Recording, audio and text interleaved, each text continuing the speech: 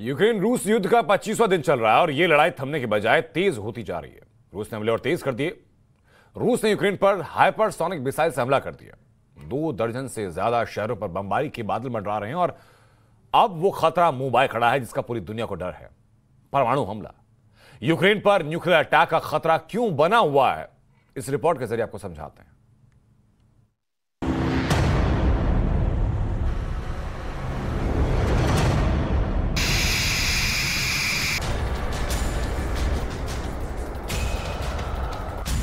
Ukraine पर hypersonic missile से हमला।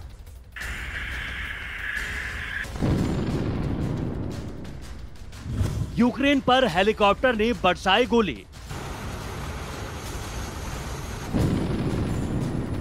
यूक्रेन के शहरों को तबाह कर रहे रूसी टैंक। रॉकेट अटैक से दहल रहे यूक्रेनी शहर।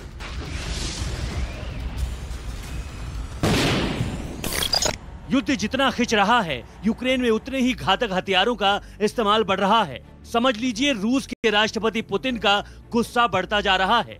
यूक्रेन की तरफ से कांटे की टक्कर उनके इस गुस्से को और भड़का रही है। यूक्रेन के खिलाफ युद्ध में पुतिन किसी भी हथियार के इस्तेमाल से कतरा नहीं रहे। ऐसे में अब पूरी दुनिया को एक ही डर सता रहा है। यह खतरा वाजिब है क्योंकि पुतिन के इरादे साफ दिख रहे हैं। यह खतरा इसलिए भी पैदा हो रहा है क्योंकि पुतिन ने परमाणु हमले से पहले का पहला कदम उठा लिया है। रूस के प्रेसिडेंट व्लादिमीर पुतिन ने न्यूक्लियर वॉर इवैक्यूएशन ड्रिल की मांग की है। पुतिन की इस मांग ने पूरी दुनिया को चौंका दिया है। ये मांग उस समय की गई है जब रूस और पश्चिमी देशों के बीच में तनातनी बढ़ती जा रही है। जान लें, ये न्यूक्लियर वॉर इवैक्यूएशन ड्रिल वो प्रक्रिया है जिसमें परमाणु युद्ध के समय नागरिकों को सुरक्षित जगहों पर पहुंचाया जाता है। इस फैसले के बाद यूक्रेन में तनाव चरम पर पहुंच गया है और पूरी दुनिया सहम सी गई। यहाँ पर कीव के पास तो कोई न्यूक्लियर वेपन है नहीं वापस मारने को, और कीव के पास कोई सिक्योरिटी अम्ब्रेला, नेटो का न्यूक्लियर अम्ब्रेला भी नहीं है। ये नेटो उसके बेहा पे वापस मारेगा।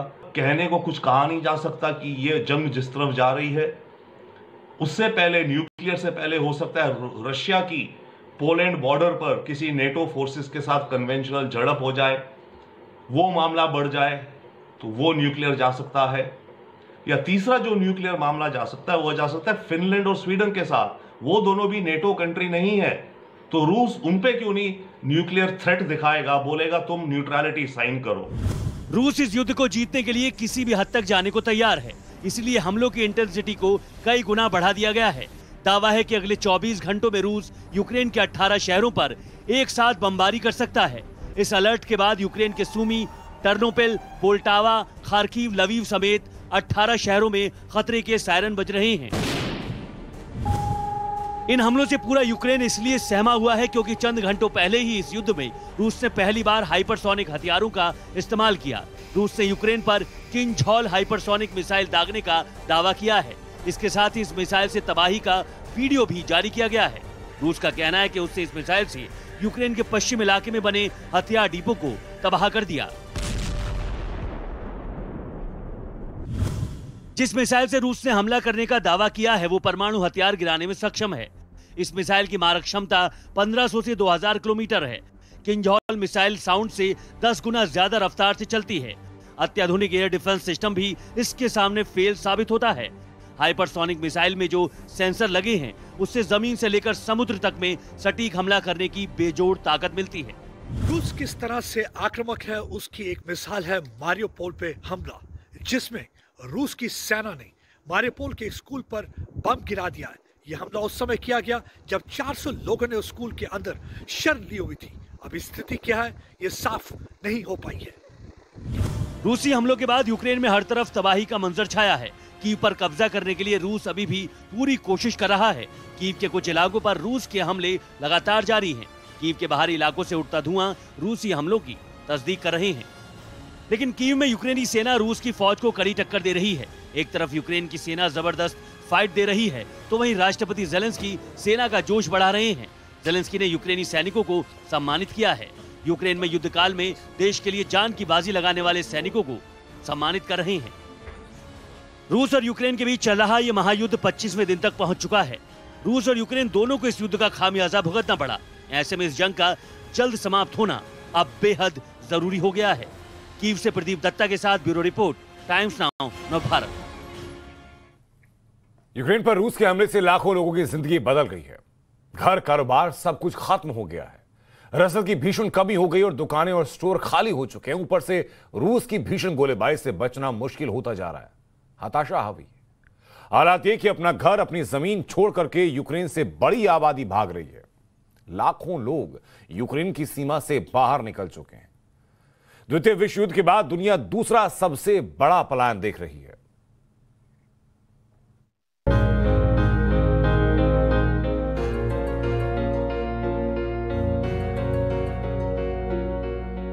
इतिहास साक्षी है, युद्ध में सिवाय तबाही के कुछ और हासिल नहीं होता।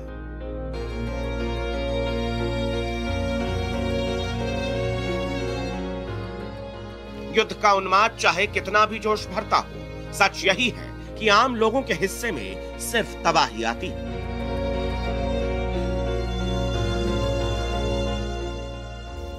यूक्रेन में यही हो रहा है। करोड़ों लोग अपने घरों को पीछे छोड़ने और जीवन भर की पूंजी को गंवाने को मजबूर हैं।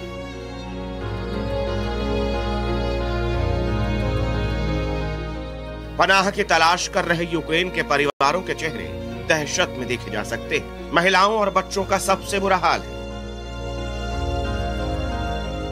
रेलवे स्टेशन पे आप देखेंगे सब लोग, ये बच्चे, बूढ़े, कई लोग ये सामान लेकर कई इलाकों से आ रहे हैं। कोई खार्किव से आ रहा है, कोई कीव से आ रहा है। ये प्यारे प्यारे नन्हे बच्चे जो कि सियासत को बिल्कुल समझते नहीं है, इन्हें आइडिया भी नहीं है यूक्रेन और रशिया की सियासत के बारे में, लेकिन इन बच्चों को भी अपने घर से बेघर होना पड़ रहा है। तो आप समझ सकते हैं कि स्थिति बिल्कुल भी सामान्य नहीं है। बहुत ही मुश्किल सिचुएशन है यहाँ पे। जहां भी नजर दौड़ाएंगे आपको लोग नजर आएंगे। लेकिन एक खूबसूरत बात ये देखने को मिल रही है कि अपने जानवरों को भी अपने साथ लेके आ रहे हैं, उनको भी पीछे छोड़ के नहीं आ रहे। हाँ, लेकिन कभी कभी आंखों में आंसू भी आ जाते हैं जब हम देखते हैं कि नन्हे मुन्ने बच्चे जिसके हाथ में जो खिलौना लगा है उस खिलौने को लेकर उठा के ले आया है ताकि अपने सेफर इलाके में पहुंच सके। जिससे भी हम बात कर रहे हैं, बात करते करते वो भावुक हो जाते हैं, आंखों में आंसू आ जाते हैं।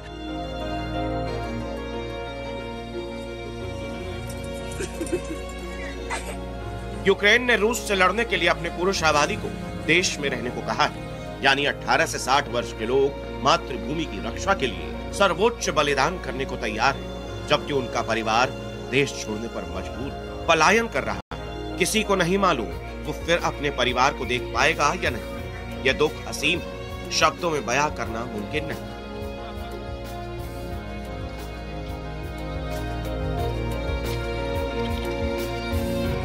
टेंट लगे हुए हैं। यहाँ पे कुछ लोग आ रहे हैं जिन्हें रहने के लिए कोई जगह नहीं है, वो यहाँ पे आके इन टेंट्स में रह रहे हैं। और कुछ आप लोग देखेंगे जो ये जैकेट्स लगा के हैं, ये रेड क्रॉस के हैं, ये international red committee for red cross के हैं, ये लोगों की मदद कर रहे हैं। उसके साथ साथ आप देखेंगे कुछ वॉलंटियर्स भी हैं यहाँ पे। वॉलंटियर से भी हम जब बात कर रहे थे, जैसे कुछ लोगों के पास रहने की कोई जगह नहीं है, उन्हें मालूम नहीं, क्योंकि इलाके से निकल तो आए हैं लेकिन इस यहाँ आके जाना कहाँ है उन्हें कोई पता नहीं। बस इतना पता था कि किस से वहां से बम से बचना था। तो उनको जो है उनको भी मदद की जा रही है। आप देखिए किस तरीके से उन्हें खाने पीने का सामान मुहैया करवाया जा रहा है ताकि लोगों को कुछ खिलाया जाए। ये ह्यूमैनिटेरियन वर्क जो है देखने को यहाँ पे मिल रहा है। सबको ये देखिए, ये ब्रेड दी जा रही है, इनको बच्चों को खिलाया जा रहा है, क्योंकि कुछ बच्चे जिन्होंने कुछ खाया नहीं है, कुछ पिया नहीं है, इनको एक पानी दिया जा रहा है।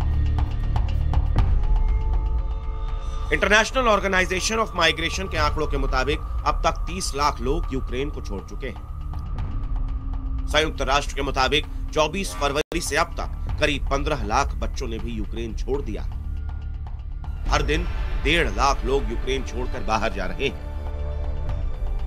हर दिन 70,000 यूक्रेनी बच्चे शरणार्थी बन रहे हैं। यानी हर मिनट 55 और हर सेकंड एक बच्चा शरणार्थी बन रहा है। दूसरे विश्व युद्ध के बाद यह पहली ऐसी त्रासदी है जब युद्ध की वजह से यूरोप में इतनी बड़ी आबादी पलायन करने को मजबूर है।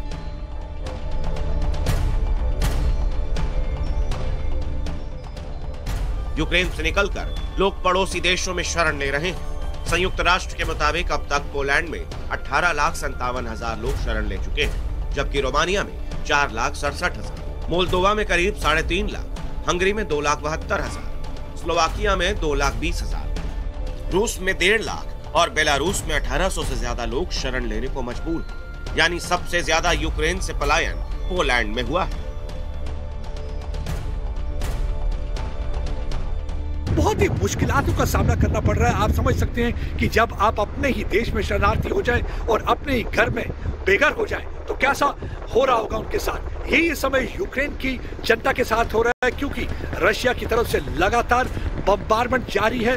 लोगों को काफी मुसीबतों का सामना करना पड़ रहा है, काफी लोगों के साथ परेशानी हो रही है और इस समय लोग कहीं ना कहीं ठिकाना ढूंढ रहे हैं जहां वो रशिया के बम से अपने आप को बचाए पे। काफी मुश्किलातों का सामना यहां पे यूक्रेनिया के लोगों को करना पड़ रहा है। यूक्रेनी शरणार्थियों का खुले दिल से पड़ोसी देशों ने स्वागत किया है। वो उन्हें खाना दे रहे हैं, रहने की जगह, स्कूलों में बच्चों का दाखिला हो रहा है। ट्रकों में भरकर यहाँ हजारों की संख्या में कंबल और गद्दे पहुंचाए जा रहे हैं। हालांकि दुनिया के कई देशों ने आर्थिक मदद की है। इसमें अमेरिका ने 1360 करोड़ रुपए, यूरोपियन यूनियन ने 2515 करोड़ रुपए, कनाडा ने 763 करोड़, यूनाइटेड किंगडम ने 2193 करोड़, जबकि फ्रांस ने 838 करोड़ की मदद की। लेकिन शरणार्थियों की संख्या इतनी तेजी से बढ़ रही है कि सारे इंतजाम कम पड़ रहे हैं। रातों रात शरणार्थी बनने की पीड़ा लोगों के दिलो दिमाग पर असर कर रही है। सबसे ज्यादा असर बच्चों पर। इन बच्चों पर युद्ध की विभीषिका और शरणार्थी होने की पीड़ा का मनोवैज्ञानिक असर पड़ सकता है। Відразу, як закінчиться війна і буде перемога. Бачили і чули, щоб сказати багато поганого, то це нічого. Дуже багато, дуже страшно. 4-го мы проснулись от взрывов. Они были слышны по всему городу. Начали разрушать жилые районы. Не просто какие-то, а спальные. Салтовка – это спальный район. Хотіла на закупи зробити там, помоць в'язи. Помоць. Бедронки собі якісь продукти купити, бо у нас нема в склепах.